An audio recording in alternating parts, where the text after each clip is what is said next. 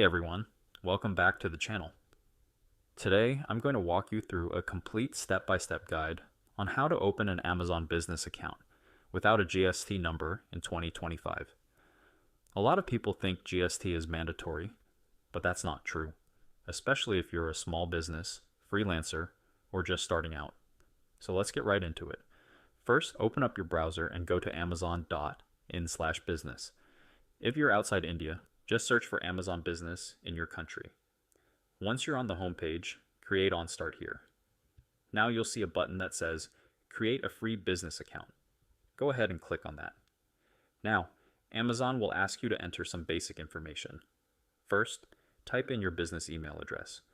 This can be your professional email, but honestly, even a regular Gmail or Yahoo email works fine if you're just starting. Then, enter your full name and choose a strong password for your account. Once you've filled those out, click Continue. Amazon will send a verification code to your email. Enter the OTP codes to confirm. Next, put in your phone number and make sure it's active, because Amazon will send a verification code later. On the next page, you'll need to enter your business details. Here, you'll be asked for your business name. If you're running things solo, you can simply use your own name, or whatever name you operate under. Then fill in your business address. This can be your office, your shop, or even your home address if you don't have a physical workspace.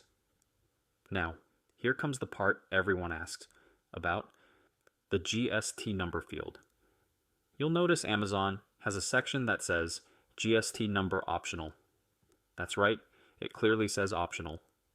If you don't have a GST number, or you're not registered for GST, simply leave this field blank. No problem at all. Next, Amazon will ask you to select your business type.